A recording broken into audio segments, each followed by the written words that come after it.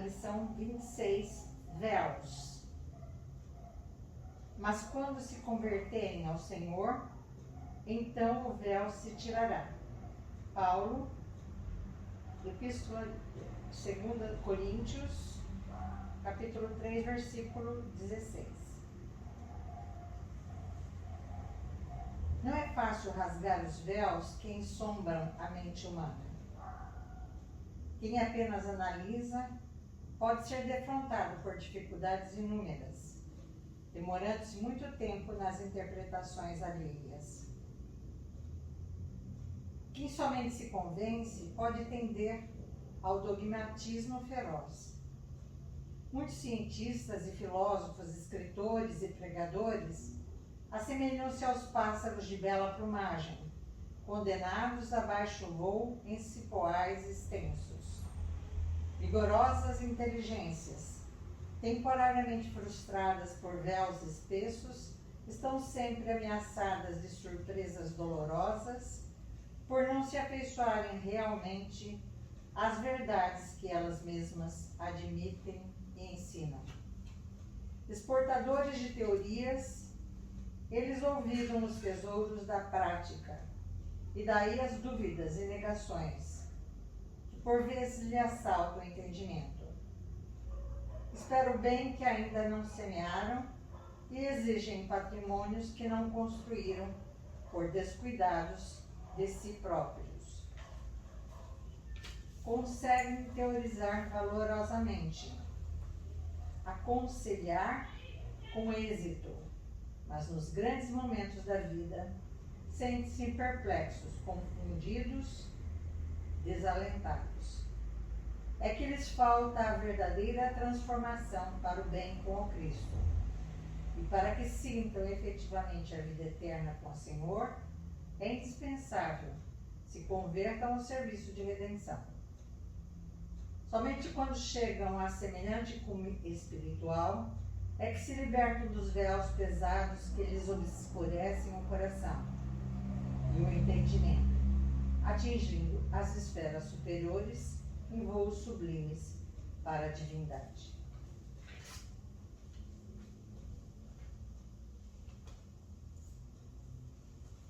Mestre Jesus,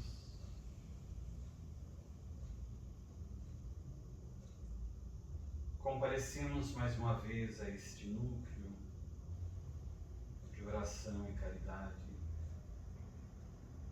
para nosso encontro de estudos do Espiritismo. E te rogamos o amparo e as bênçãos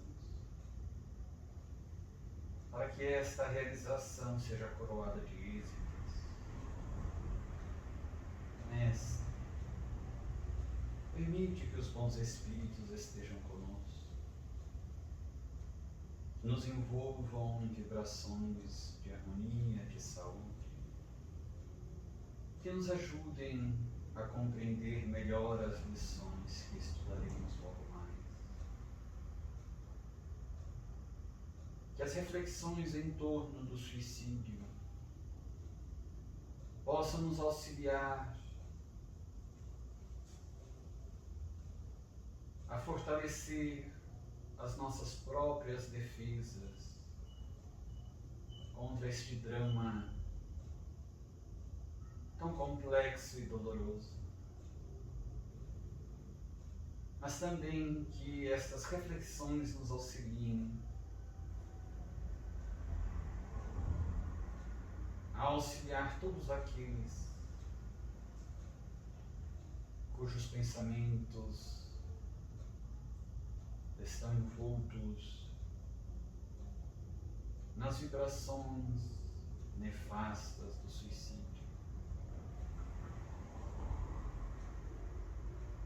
Que as tuas bênçãos se estendam a todos os sofredores da terra,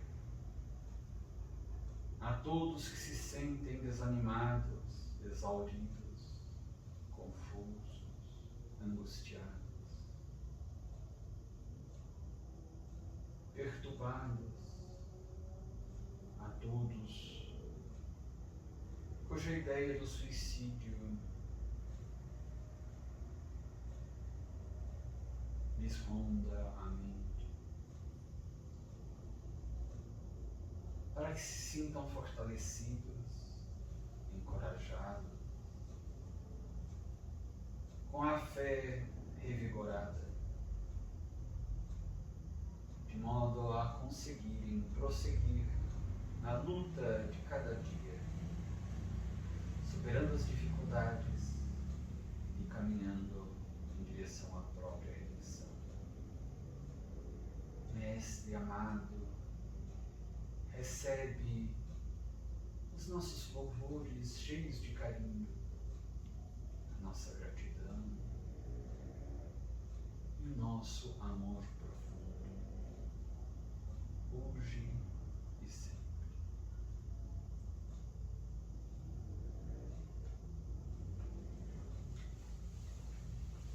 Vamos dar então continuidade aos nossos estudos. Iniciaremos hoje o capítulo Jerônimo de Araújo Silveira e Família, ainda da primeira parte do livro.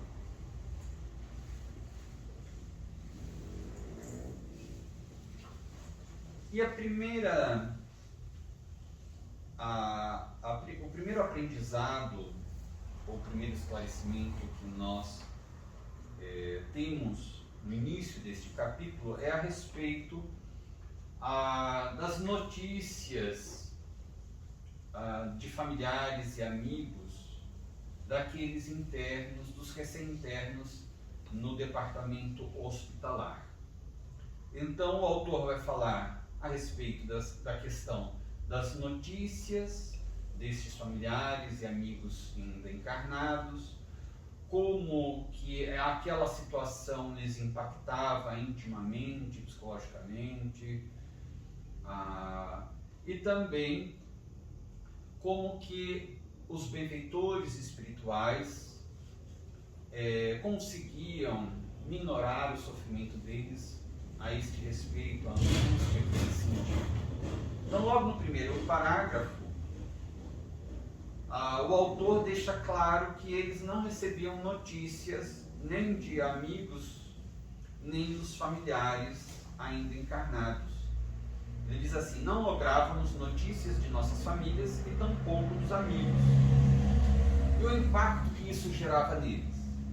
Excruciantes saudades, como ácido corrosivo que nos extorcesse as potências afetivas.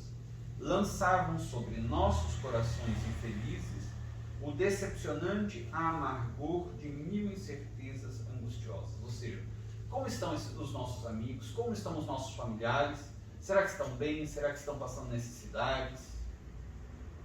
E ele diz assim: muitas vezes, Joel e Roberto, Joel de Stil e Roberto de Canaleiras, que eram alguns dos responsáveis por aquele quarto, por aqueles internos daquele setor, surpreendiam-nos chorando às ocultas, suspirando por nomes queridos que jamais ouvíamos pronunciar. E daí, como que estes benfeitores tentavam auxiliá-los? Caridosamente, estes bons amigos nos reanimavam com palavras encorajadoras, asseverando ser tal contrariedade passageira, pois tendíamos a suavizar a situação própria, o que necessariamente resolveria os problemas mais prementes. Então aqui a gente vê a gente pode refletir em torno deste sofrimento pelo qual eles passavam, este sofrimento específico da ausência de notícias dos familiares e amigos ainda encarnados. A gente vai encontrar mais uma vez uma função pedagógica da dor, do sofrimento, da aflição. De maneira que, se nós reflexionarmos em todas as ocorrências de dor, de sofrimento, que sofrem as criaturas humanas no nosso estágio evolutivo, nós vamos sempre encontrar uma razão justa e uma finalidade educativa da dor. A dor nunca é sem razão, sempre ela vai ter uma causa, porque existe a lei de ação e reação. E a lei divina é tão perfeita que, mesmo esta reação sendo dolorosa, por ter sido a ação uma ação negativa, de infração à lei divina, portanto acarretando um efeito, uma consequência, uma reação dolorosa, negativa também, esta reação, conquanto dolorosa ou negativa, ela tem uma finalidade educativa, uma finalidade também corretiva, uma finalidade, portanto, pedagógica. A dor, por nos impactar, ela tem a finalidade de fixar melhor o nosso aprendizado. Foi o tema da palestra desta última segunda-feira, do texto de Emmanuel, de título Exames, que está no livro Justiça Divina, deste autor, publicado ao livro pela Federação Espírita Brasileira, psicografado por Francisco Cândido Xavier. É um livro no qual Emmanuel estuda vários tópicos da quarta obra básica da codificação espírita, que é o Céu e o Inferno, de Allan Kardec.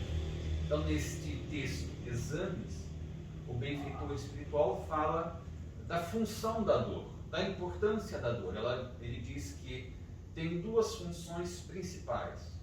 Uma, a dor vai revelar, como se fosse uma radiografia do nosso estado espiritual, do nosso estado evolutivo, e ela vai então nos revelar, porque ao sentirmos a dor, ao impacto da dor, as máscaras caem. E segundo, a dor tem uma finalidade também de fixar a lição. Por ela ser impactante, por ela nos doer, ela faz com que a lição fique melhor registrada. E tanto isso é verdade que muitas vezes nós passamos, às vezes, vários anos com situações agradáveis, felizes, mais tranquilas. E depois nós passamos por uma situação de profunda dor. Passa-se o tempo e nós vamos ter na nossa memória muito mais clara a lembrança daquele episódio doloroso do que de todos os episódios felizes, tranquilos, amenos. A gente pode até lembrar de um outro episódio de grande felicidade, etc., mas o registro da dor mais profunda, este vai ter destaque nas nossas lembranças. A gente lembra com mais detalhes, mais repetidamente esta memória nos vem à tona do que as outras tantas memórias mais amenas, mais tranquilas e mesmo felizes. Então realmente está certo o benfeitor ao dizer da finalidade educacional pedagógica da dor. Tanto nos revela como radiografia do nosso mundo interior, do nosso estado espiritual, nos revela a situação real nossa espiritual, quanto a dor vai nos auxiliar a fixar melhor as lições. Por isso, em nosso estágio evolutivo, a dor é inevitável. Passar por estas aflições é inevitável. Então, a gente refletindo sobre isso pode compreender também que alguém que estava convivendo com os familiares, convivendo com os amigos, por uma razão ou outra, que nós aqui já discutimos antes, decide simplesmente aniquilar a própria existência física, imaginando que ia aniquilar a vida, mas a vida é imperecível, é imortal. Ou seja, por um ato deliberado, na maioria das vezes, o indivíduo decide que ele não quer mais, eu estou sofrendo, portanto não quero mais viver, e isso implica não mais conviver com estes corações afetuosos, com a minha família que me ama, com os meus amigos que me amam. Ora, se eu, por um ato de rebeldia contra a lei divina, e a gente vai verificar também por um ato de egoísmo, eu decido me ausentar daquele convívio, agora a pedagogia da dor vai nos ensinar que realmente é muito melhor enfrentar os sofrimentos, as dificuldades, os desafios da vida junto dos corações amados, junto daqueles que nos oferecem carinho, atenção, afeto, suporte, apoio. Se a gente despreza isso, é justo que nós aprendamos a dar valor à presença de corações amigos, afetuosos, de entes queridos, a tudo que eles nos oferecem diariamente. A gente muitas vezes não se dá conta disso, não dá valor a tudo isso. Então é necessário que a gente aprenda a identificar todo esse carinho, todo esse amor que nos circunda e dar valor a isso. Valorizar, reconhecer e valorizar. Se a gente não soube reconhecer e valorizar numa experiência que nos foi oferecida, então entra aí um método pedagógico mais drástico, mais incisivo, que vai nos revelar quanto fomos egoístas, quando não soubemos reconhecer tanto bem que nos envolvia, e agora esta dor da ausência daquelas pessoas, da ausência mesmo até mesmo de notícias a respeito deles, isso vai nos ferir tanto íntimo, né, com a saudade, que daí a gente vai entender que ter pessoas que nos amam, que nos têm carinho, que muitas vezes dariam a vida por nós em torno, é algo realmente sagrado, é algo de extremo valor, que a gente não pode desdenhar, não pode simplesmente desprezar, sem consequências para a nossa estrutura psicológica. Todos nós precisamos desta permuta de afeto, de carinho. Nós somos seres gregários que precisamos estar nos relacionando. E precisamos desta troca de energias boas. As energias do carinho, do afeto, as energias do amor. A gente precisa reconhecer isso. E todos nós, por mais que estejamos enfrentando dificuldades, desafios muito difíceis na existência física, sempre há algum coração ou alguns corações afetuosos a nos envolver. Mesmo que não sejam da nossa família consanguínea, mas há corações afetuosos, podem ser amigos, pode ser um professor, pode ser alguém que nós conhecemos recentemente, alguém com quem nós estudamos, pode ser qualquer pessoa, mas sempre há corações afetuosos. E além dos corações afetuosos encarnados, há aqueles que estão desencarnados e que nos acompanham. O nosso guia espiritual, benfeitores espirituais, espíritos amigos, simpáticos, conforme nos ensina Allan Kardec em O Livro dos Espíritos. Então é necessário aprendermos a valorizar todos estes recursos, esses benefícios que nos oferecem todos estes corações afetuosos. Ali então estava uma lição que eles precisavam aprender. E para registrar bem a lição era necessário a metodologia pedagógica da dor. Dona Ivana Amaral Pereira, ela que tinha cometido suicídio na reencarnação imediatamente anterior a essa que ela teve como médium, Ivone Pereira, ela narra que ela não teve oportunidade, não estava previsto para ela o matrimônio, ou ainda ter filhos nesta reencarnação, e que um dos instrutores espirituais dela, Charles, lhe repetia com frequência, sobretudo na infância ou na adolescência, que ela não teria o direito, nesta reencarnação, de se consorciar com alguém, ter uma família, constituir uma família, ter filhos, enfim. Porque quando ela se suicidou, ela tinha tudo isso. E ela desprezou tudo isso. Então, a ausência de um matrimônio, da presença de filhos dela, né, nesta reencarnação, faria com que nesta solidão, ela, por este aspecto da dor da solidão, ela aprendesse a valorizar o afeto, o carinho, o amparo de corações amigos, de corações a ela vinculados. Ela começaria a entender pela dor, ou compreenderia já totalmente, dependendo do aproveitamento que ela tivesse da lição, a valorizar estas questões. E ela compreendeu perfeitamente, aprendeu bastante. Ela dizia realmente que foi um aprendizado, a vida dela inteira, essa reencarnação inteira como demônio, foi um longo, difícil, doloroso aprendizado, mas que valeu a pena cada dia que ela passou na existência física dela última. Então aí está a função da dor.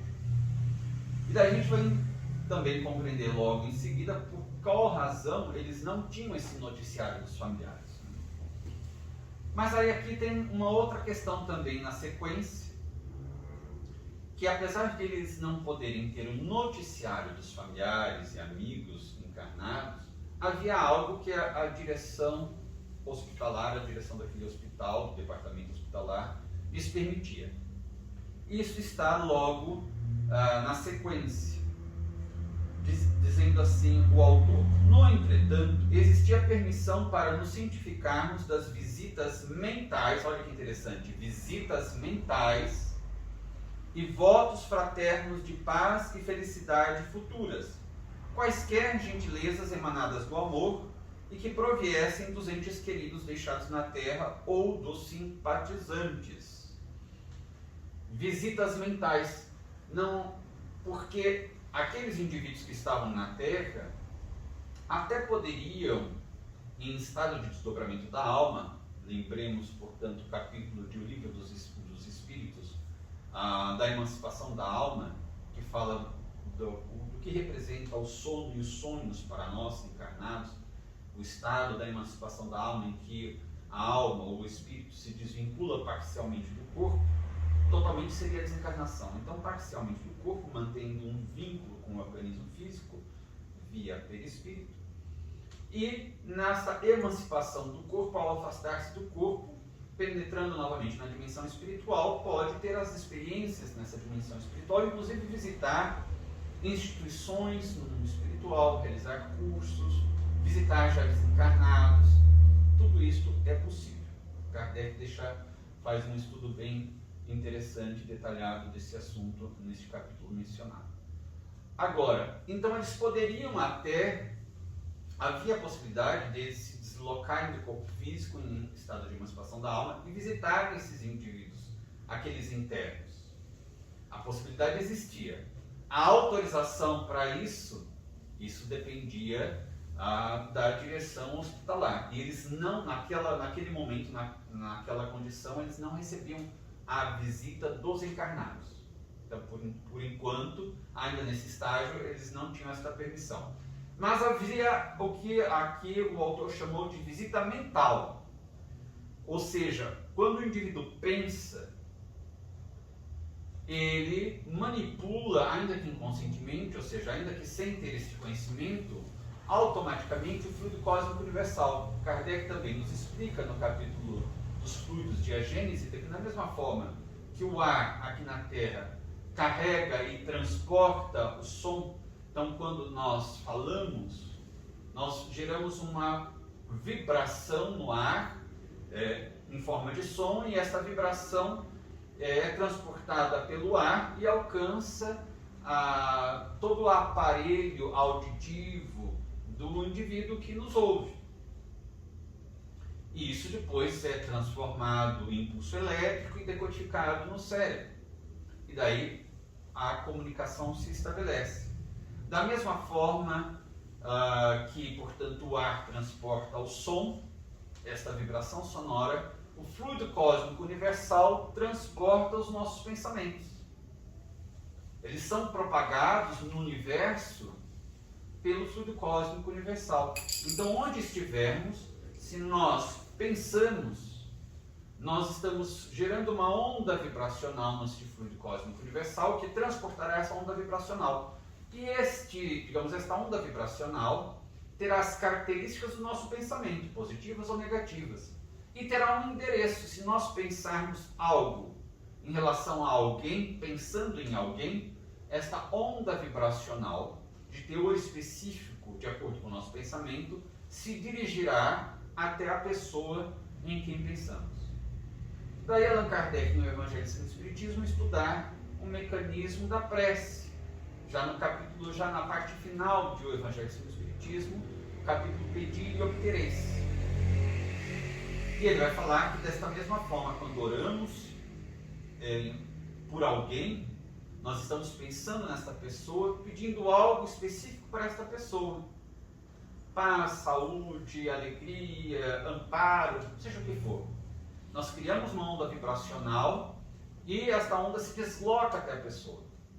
Então, de alguma forma, algo nosso estará presente junto desta pessoa. Nós fazemos, portanto, uma visita mental a esta pessoa. É o que ele quer dizer aqui com esta expressão, as visitas mentais. E depois os votos fraternos de paz e felicidades futuras. Quaisquer gentilezas emanadas do amor.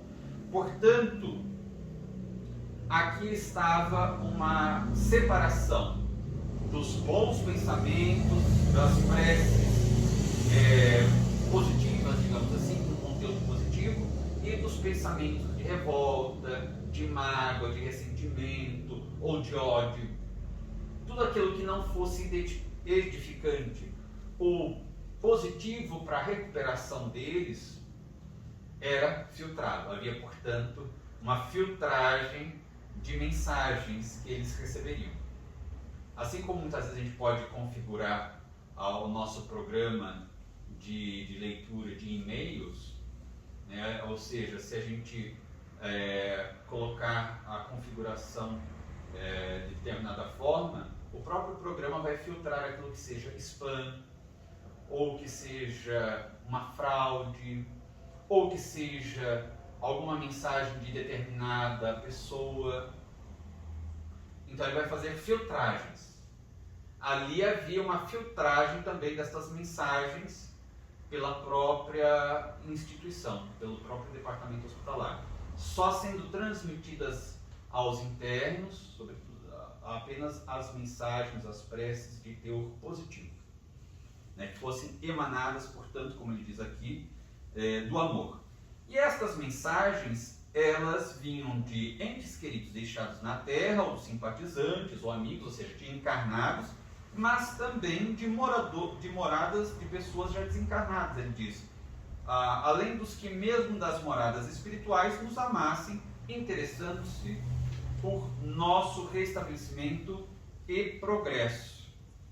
Desde que tais pensamentos fossem irradiados pela mente verdadeiramente guindada a expressões superiores, éramos eles transmitidos por meio assaz curioso e muito eficiente, o qual na ocasião vigente nos levava à perplexidade, dado o nosso desajuste espiritual, mas que posteriormente compreendemos tratar-se de acontecimento natural e até comum em localidades educativas do astral intermediário.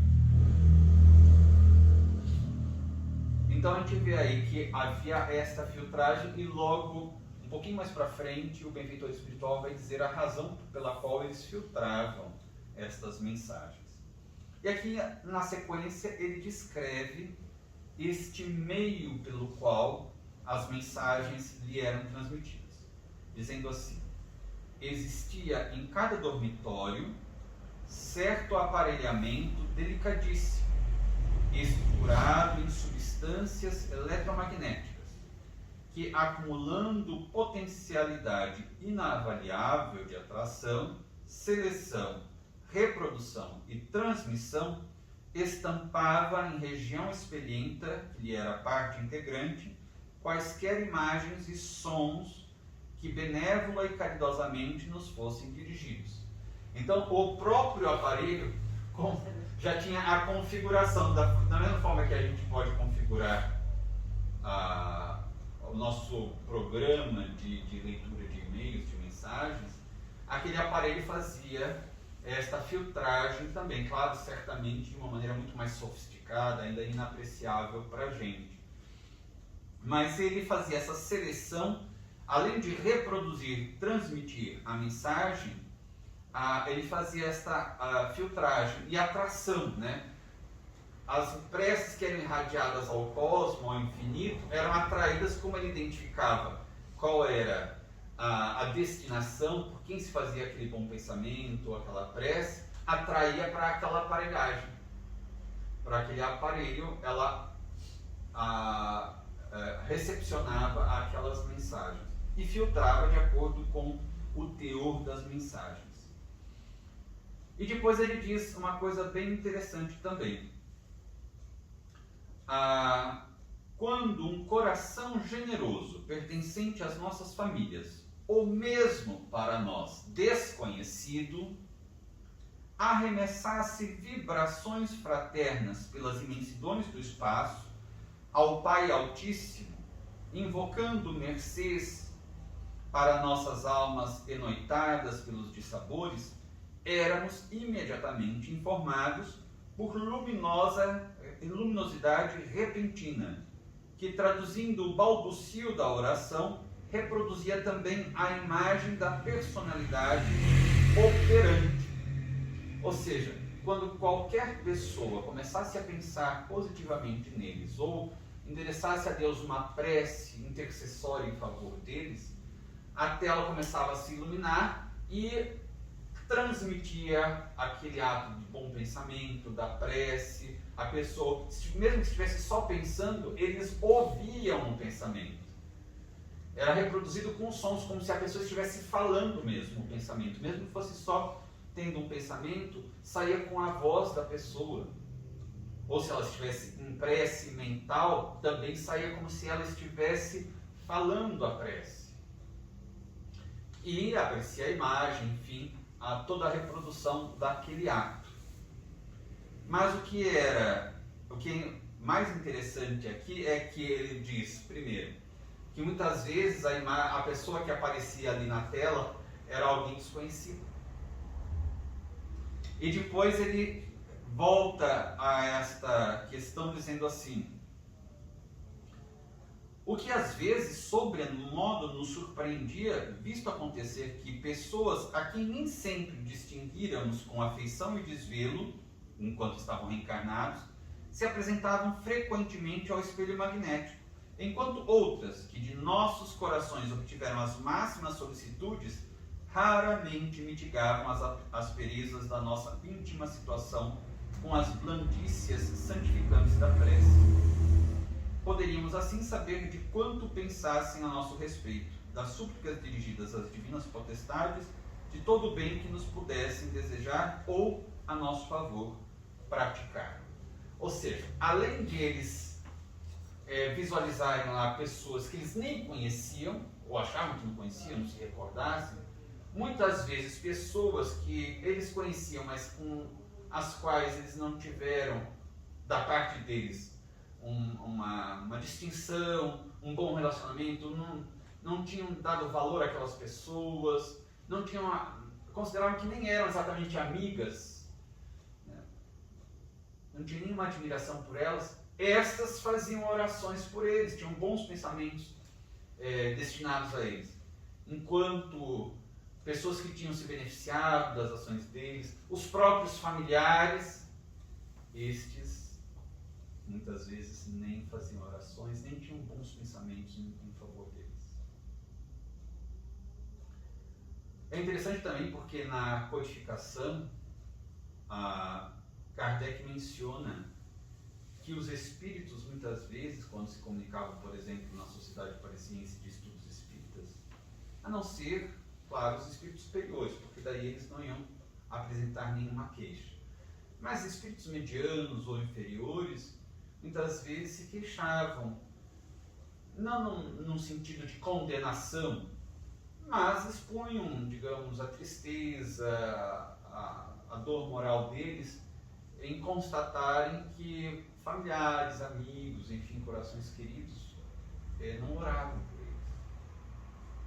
Eles tinham sido esquecidos. Que talvez tivessem orado nos primeiros dias após a desencarnação, mas depois caíram completamente no esquecimento dos encarnados. Eles sentiam falta de preces. O próprio espírito Frédéric Chopin, que era muito amigo de Dona Ivone, em um de seus livros, ela escreve que ele, uma das vezes que lhe apareceu, quase que inteiramente materializado, comentou que o nome dele era muito lembrado em todo o mundo por causa da música. Que as músicas, as composições dele eram executadas, que o nome dele era homenageado, até mesmo idolatrado, mas que raramente ele recebia uma prece da terra. E daí ele comenta: como fazem bem as preces dirigidas aos espíritos. Como elas nos fazem bem. Mas que raramente ele recebia uma prece dirigida de um coração da terra. Que recebia homenagens, isso e aquilo, que ele ficava agradecido, mas que não tinha para ele muita importância, ou nenhuma importância. Mas que as preces realmente têm um efeito extraordinário nos espíritos. Então, aí está mais uma vez, aí ele vem observando a insistência nos textos deste livro com relação à prece que qualquer pessoa pode e deve fazer em benefício dos desencarnados, não apenas dos suicidas, sobretudo dos suicidas, mas não apenas dos suicidas. Então, a gente pode dizer que é uma campanha, uma verdadeira campanha para que a gente aprenda a orar mais pelos desencarnados. Mas, sinceramente, não são preces decoradas, mecânicas, preces sinceras, dirigir-lhes bons pensamentos, de bom ânimo, de coragem, de alegria, de fraternidade.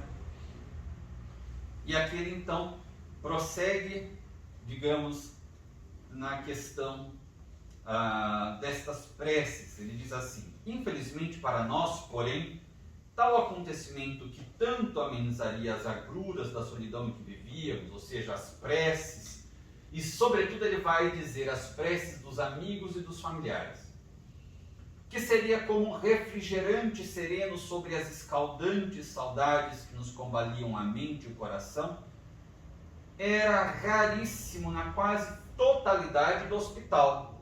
Então não era apenas aqueles 10 internos daquele quarto onde Camilo, o autor, estava. E ele diz assim, ele vai dizer: mas isto eu estou me referindo, quando eu digo isso, estou me referindo às preces e bons pensamentos de afeições deixadas na terra, ou seja, de parentes e amigos que ainda estavam encarnados. Pois que o genial aparelho só era suscetível de registrar as invocações sinceras, aquelas que, pela natureza sublimada das vibrações emitidas no momento da prece, se pudessem harmonizar as ondas magnéticas transmissoras capazes de romper as dificuldades naturais e chegarem às mansões excelsas, onde é a prece acolhida entre fulgores e bênçãos. Naquele mesmo capítulo que nós mencionamos de O Evangelho segundo o Espiritismo, Pedi obtereis, Kardec vai falar sobre a eficácia da prece, sobre as preces ininteligíveis, ou seja, aquelas preces que as pessoas fazem e que ninguém entende. No passado nós tínhamos, por exemplo, na Igreja Católica, o hábito de se orar, de as missas serem em latim. Ou seja, ninguém entendia o que o padre estava a dizer. De maneira que, como que as pessoas poderiam se beneficiar dos sermões, dos ensinamentos do Evangelho, se não entendiam o que estava sendo dito? Então as pessoas entravam, certamente a mente se dispersava, porque durante todo o momento daquela prece, do ensinamento, não se entendendo nada, a mente vai se fixar em qualquer outra coisa para o tempo passar. Ou seja, é ineficaz aquele período ali de tentativa de aprendizagem do Evangelho de Jesus. Não tinha sentido nenhum. Felizmente, o procedimento dentro da Igreja Católica mudou e hoje, pelo menos, as pessoas vão à igreja e podem compreender o sermão porque é feito no idioma local. E então, aqui, neste capítulo mencionado de O Evangelho segundo o Espiritismo, Kardec vai falar sobre, por exemplo, a eficácia da prece, o mecanismo da prece, vai falar sobre as preces ininteligíveis, e ele vai falar num texto da ação da prece. E ele menciona logo no início deste texto, ação da prece, transmissão do pensamento, que toda vez que nós fazemos uma prece dirigida a Deus, diretamente a Deus, evidentemente Deus capta imediatamente a nossa prece, porque Deus é onipresente, mas esta prece é destinada, também alcança aqueles espíritos sublimes que são os responsáveis pela execução da vontade de Deus. Então Deus capta e também alcança essa prece àqueles espíritos sublimes. Desde que haja autorização de Deus, estes espíritos sublimes são encarregados de realizar, atender aquela solicitação da prece. Se a prece é dirigida a espíritos outros, especificamente, digamos, a pessoa tem uma devoção a determinado santo, enfim, ou a outro espírito, espíritos superiores, eles recebem esta prece, o pedido da prece, por exemplo, e reportam-se a Deus. Ou ainda, aguardam a decisão de Deus. Deus autorizando, autorizando o atendimento daquela prece, eles executam. Então, qualquer prece, no fim, seja dirigida a qualquer pessoa, a qualquer espírito, ela tem de passar por Deus. E é Deus que decide o que será realizado, será feito. E daí, a partir da decisão de Deus, os executores da vontade de Deus vão cumprir o que seja necessário. E dentro dessa hierarquia, eles vão retransmitindo, a vontade de Deus, até, um benfeitor espiritual que venha à Terra, aplicar um passe em alguém, dar uma inspiração a determinado encarnado, ou então buscar determinado espírito já desencarnado em alguma região espiritual para auxiliá-lo. Então, por isso que ele diz aqui, a prece, ela tem que se revestir de determinadas qualidades, que é o que está muito bem estudado na obra O Evangelho segundo o Espiritismo, neste capítulo Pedi e Obtereis, por Allan Kardec. Se a prece é mecânica, é feita de maneira, automática, sem a participação do sentimento, sem a devida concentração, então preces que são feitas de maneira coletiva, por exemplo, em ambientes muito tumultuados, em ambientes barulhentos, tudo isso faz com que, na verdade, seja algo muito mais mecânico.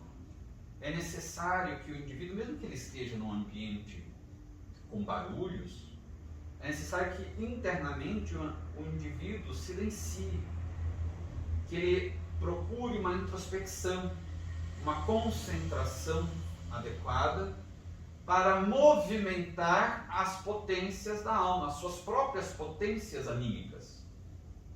Porque a prece, como Kardec bem ensina, é a movimentação do fluido cósmico universal. Eu vou transmitir meu pensamento, transmissão do pensamento, por meio do fluido cósmico universal.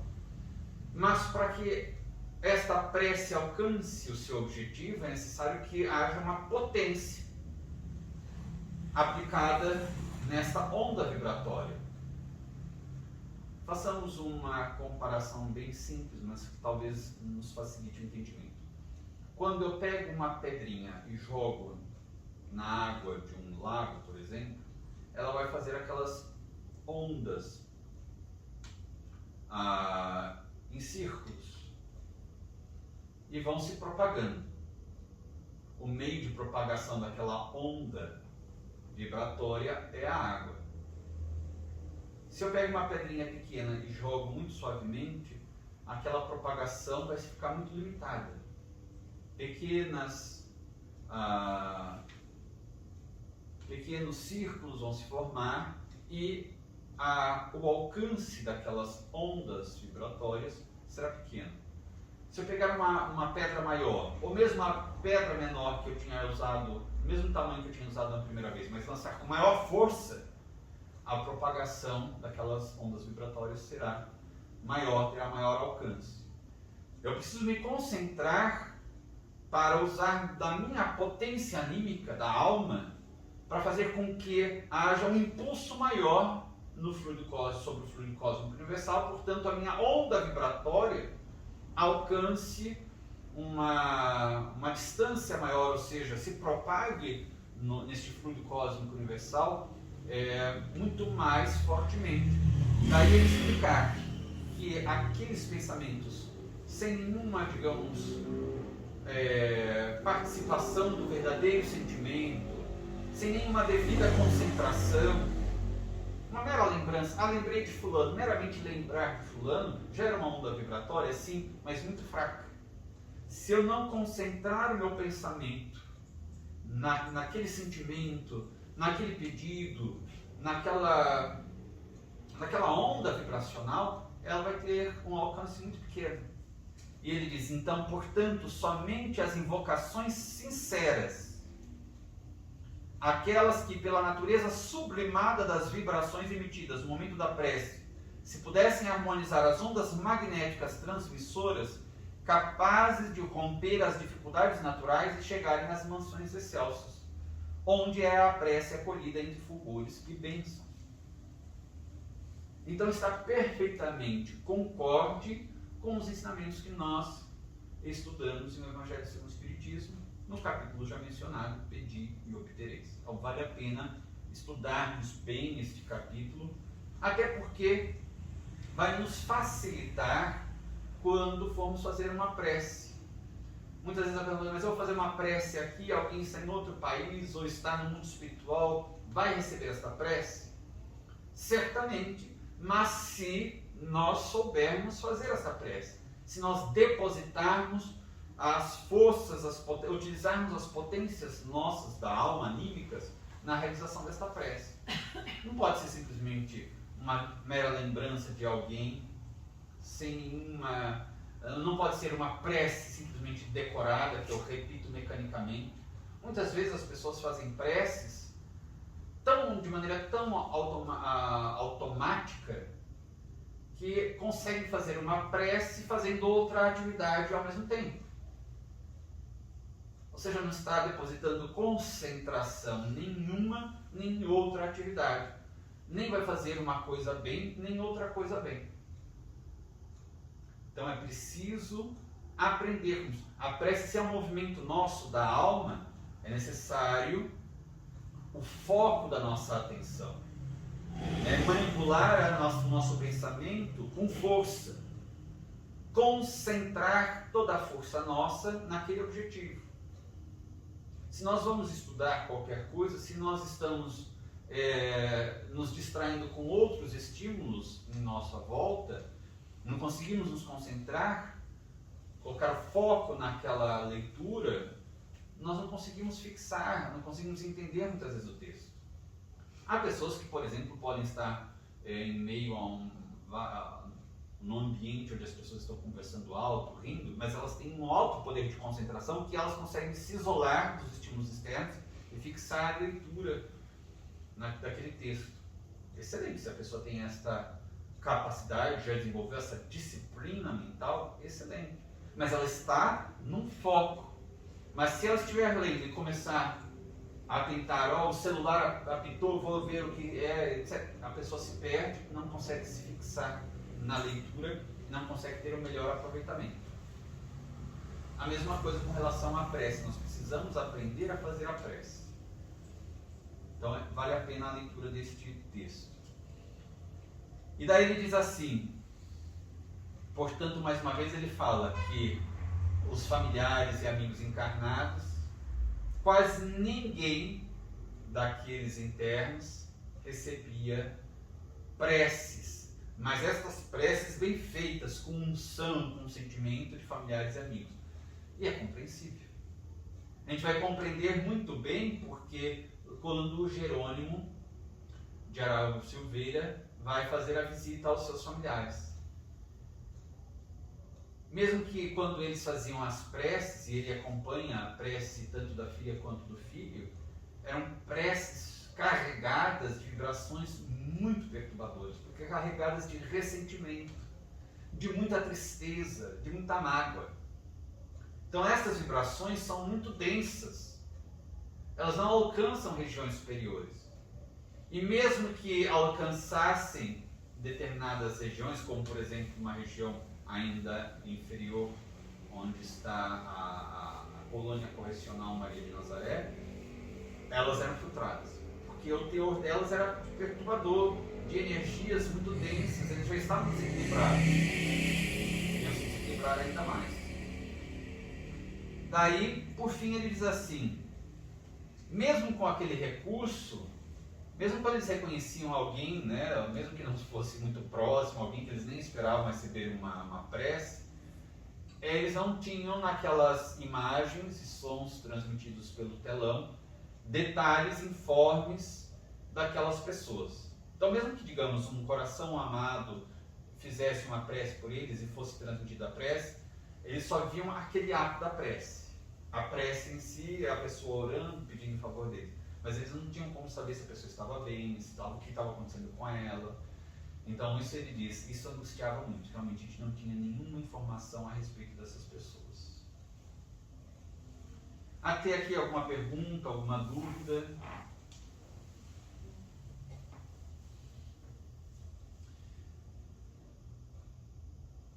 Tinha um outro detalhe também aqui. Ele falava que não apenas de encarnados vinham aquelas preces e os bons pensamentos, também de desencarnados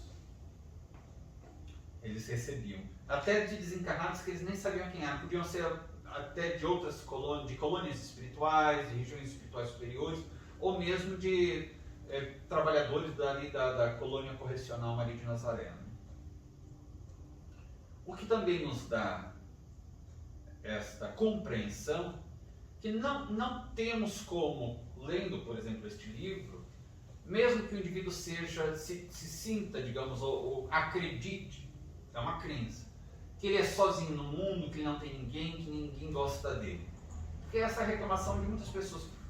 Num período que nós vivemos, em que tudo é descartável, inclusive os afetos, que não são reais afetos, um afeto, um verdadeiro amor, nunca é descartável.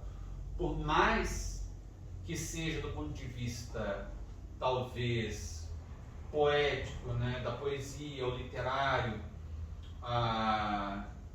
bonita a construção da letra aqui, do poema, melhor dizendo, né, a respeito do amor, que seja eterno enquanto dure, posto que a chama, etc., que nós todos conhecemos, com todo respeito pelo talento na poesia, na literatura do autor, é uma distorção da realidade. Porque o amor, como ele disse, posto que a chama, ele vai se apagar um dia. Não é amor. Teria sido mais acertado ele utilizar a palavra, ter utilizado a palavra paixão.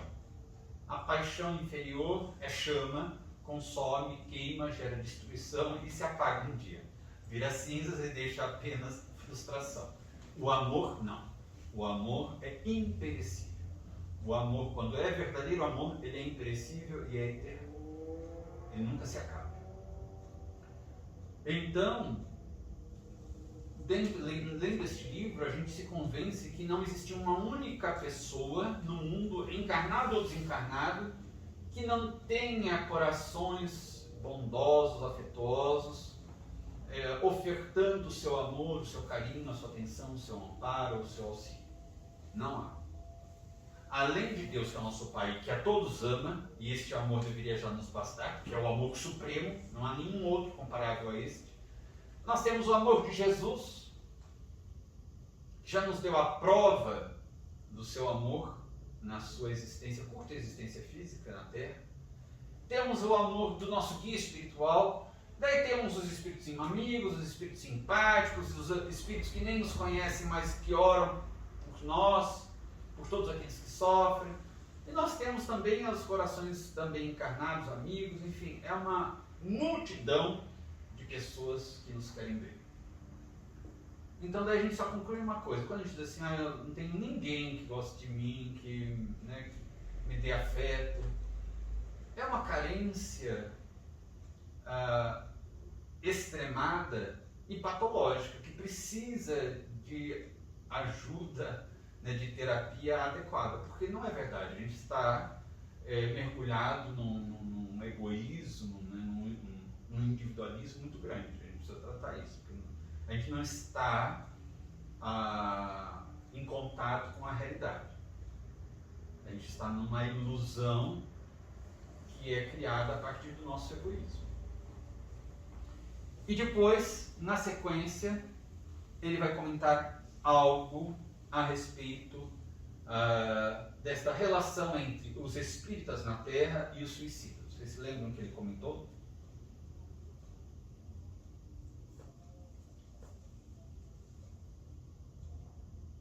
Das pessoas que se reúnem para fazer as orações. Exatamente, ele diz assim: da Terra, todavia, não eram raras as vezes que discípulos de Allan Kardec, e aqui é interessante porque quando o livro é escrito, eu não sei exatamente a data em que este procedimento da Igreja Católica mudou, mas quando o livro foi escrito,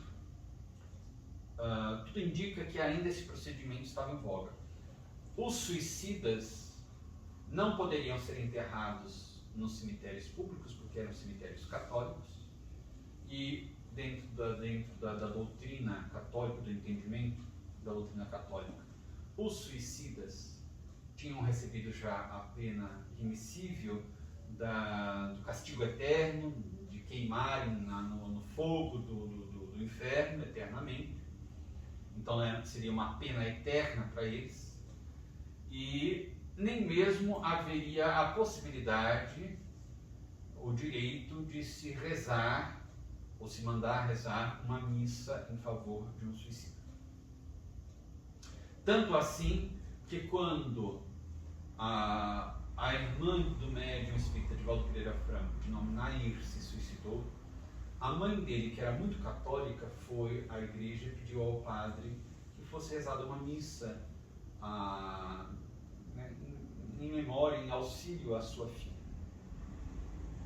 E o padre respondeu à mãe de Divaldo que isso era impossível, que ela bem sabia, que a igreja não admitia que se rezasse uma missa em favor de uma pessoa que tinha cometido suicídio, porque se sabia que o suicídio levava à pena eterna. Então que a missa, a oração, na missa em favor de uma alma, seria para as almas que estivessem no purgatório e que, portanto, as preces poderiam salvar esta alma do purgatório. Mas que para quem já estava no inferno, não havia remissão, não havia a mínima possibilidade de a pessoa conseguir de lá sair, era uma pena eterna. O castigo agora já estava determinado para aquela alma e nunca mais ela poderia sair do inferno. Então, que seria inútil, portanto, a Igreja Católica não autorizava fosse rezada uma missa em favor de alguém que tivesse cometido suicídio. Então, aqui entra, nesta época mesmo,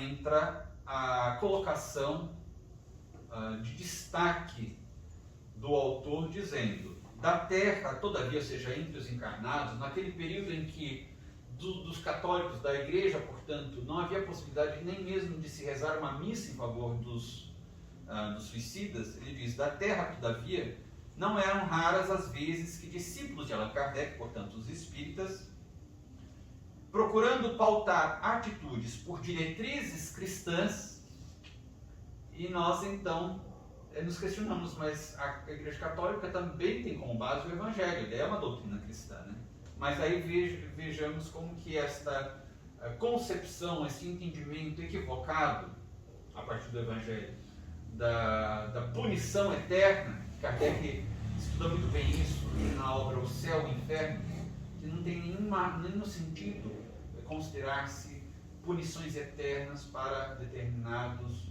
equívocos das almas. Ele diz assim: procurando pautar atitudes por diretrizes cristãs, se congregavam periodicamente em gabinetes secretos nas casas espíritas. E a gente lembra também que nessa época no Brasil, por exemplo, o país era oficialmente católico. Tais como os antigos iniciados no segredo dos santuários e respeitosos, obedecendo a impulsos fraternos por amor ao Cristo divino, emitiam pensamentos caridosos em nosso favor, visitando-nos frequentemente através de correntes mentais vigorosas que a prece santificava, ou seja, novamente, a visita mental, a transmissão do pensamento pelo fluido cósmico universal, tornando-as, essas preces, ungidas de ternura e compaixão, as quais caíam no recesso de nossas almas cruciadas e esquecidas, quais fulgores de consoladora esperança. Almas cruciadas e esquecidas. E é importante também que nós nos recordemos que, segundo sabemos, com a doutrina espírita, quando Jesus desencarna, depois da morte física dele na cruz, o primeiro ato dele é ir em busca de Judas, que tinha se suicidado. O primeiro ato dele é ir em busca de Judas, que tinha se suicidado. Então, seu próprio mestre, como primeiro ato, imediatamente desprendido do corpo físico, vai em busca daquele que o traíra e que estava em sofrimentos terríveis, e resgata. Claro que ele teve depois de se reencarnar muitas vezes para se recuperar dos traumas, tanto da culpa por ter traído Jesus, quanto dos efeitos do suicídio sobre o seu corpo espiritual, sobre o espírito. Mas Jesus vai em misericórdia, porque isto aí representa o amor de Deus. Então, realmente, aqui o autor faz um destaque para a doutrina, quando ele diz assim, os discípulos de Allan Kardec, para a doutrina espírita, porque a doutrina espírita revive, resgata a mensagem do Evangelho na sua pureza. É o cristianismo, nas palavras de Emmanuel, por Chico Xavier, o cristianismo redivivo, que revive na sua pureza. E daí ele faz ainda uma menção a uma outra questão. Além de também as preces dos espíritas, havia visitas de espíritos que estavam já habitando regiões superiores, que vinham com mestres para aprendizados ali, para que eles pudessem recolher informações, como que fossem estagiários, da problemática humana, estagiários talvez da medicina espiritual, e ali com os seus mestres eles faziam estudos. Assim como muitas vezes em hospitais que são hospitais e escolas vinculados à faculdade de medicina, ali está, digamos, o mestre, o professor, e aqueles que fazem o estágio, os residentes, que diante do paciente analisam, discutem, às vezes o professor faz perguntas, este caso, que nós poderíamos ajudar? A gente pode ter uma ideia a respeito destas visitas nesse sentido. Claro, também além disso, levavam os delitidos, a boa palavra, o auxílio.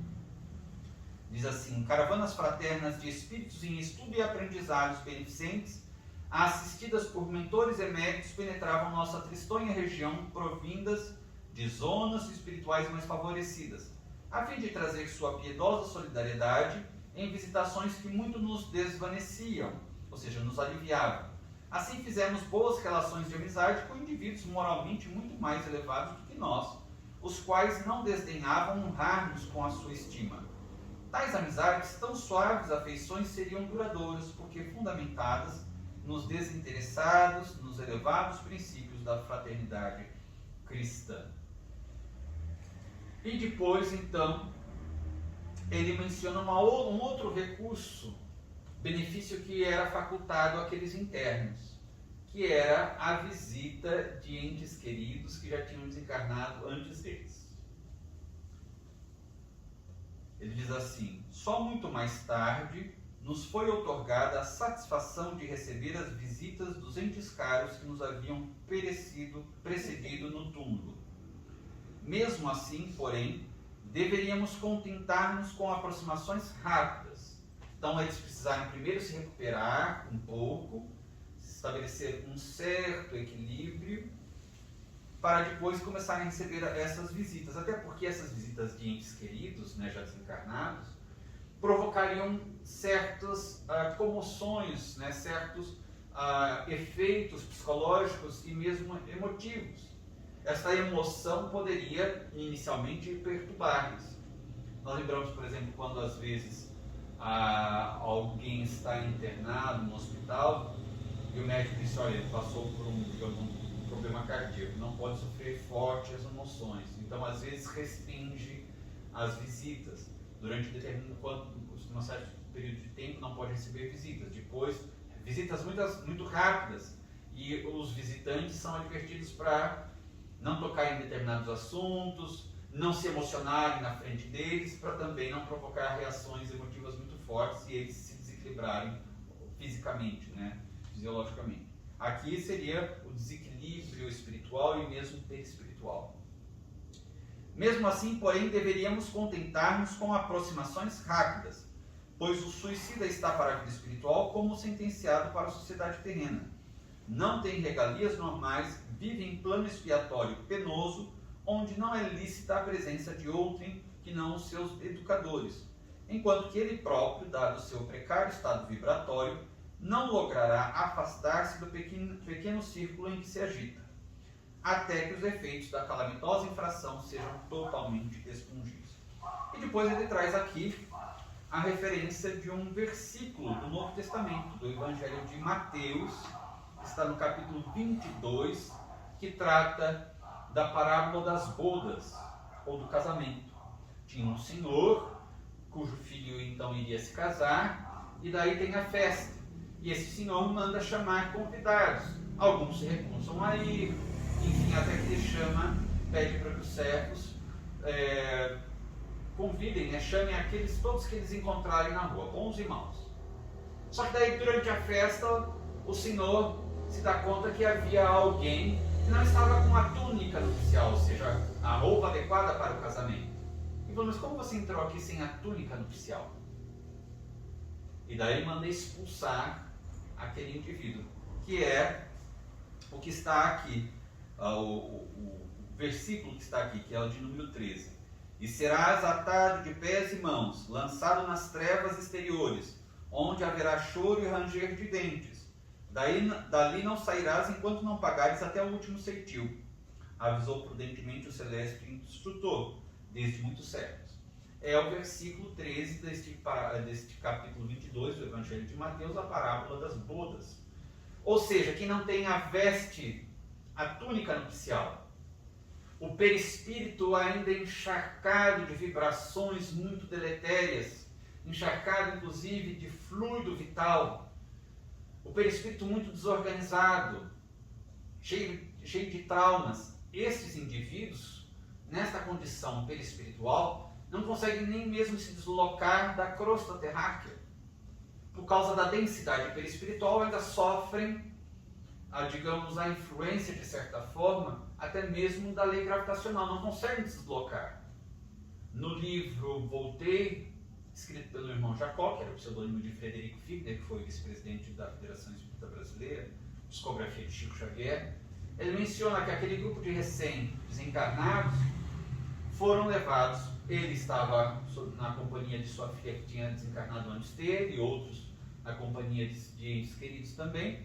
Estavam na praia, numa praia do Rio de Janeiro, e daí chega o Dr. Bezerra de Menezes. Eles são vitalizados com energias retiradas ali do plâncton, ali de algas ali marítimas, energias que saem ali do oceano, e daí eles são energizados também com a força do próprio Dr. Bezerra de Menezes, e quando eles se deslocam para a região espiritual e cada um ficaria em determinada colônia ou determinada instituição do mundo espiritual, eles são arrebatados dentro do campo magnético do Dr. Bezerra de Menezes. Ou seja, eles não tinham condições por si mesmos de volitarem, ou seja, se deslocarem pelo espaço nas diversas dimensões espirituais até alcançarem onde eles ficariam internados para a sua recuperação, sua readaptação. Eles precisaram do impulso e do esforço do Dr. Bezerra de Menezes, mesmo depois daqueles banhos energéticos, com inclusive as energias ali do oceano, eles precisaram estar dentro deste campo, envolvidos neste campo grande magnético do Dr. Bezerra de Menezes, para serem deslocados para essas regiões. Então, por causa da densidade espiritual, perispiritual destes espíritos, digamos, suicidas, há um encharcamento de fluido vital, de energias perturbadoras deletérias, e eles não teriam condições, com esta vestimenta perispiritual, de habitar determinadas regiões melhores. Seriam elementos perturbadores. Por isso Jesus diz, estes que estão com o perispírito ainda profundamente desorganizado energeticamente, eles têm que ficar em regiões para expiar, ou seja, drenar do seu perispírito essas energias que a gente viu muito bem nos capítulos anteriores. Era necessário passar aquele período dentro do vale dos suicidas para que eles tivessem drenado todo o excesso de fluido vital, quase que esgotassem o fluido vital, que lhes geravam grandes perturbações. Somente quando atingiram este nível de quase esgotamento do fluido vital que foram recambiados, levados para o Hospital Maria de Nazaré. Até aqui alguma dúvida, alguma pergunta, algum apontamento?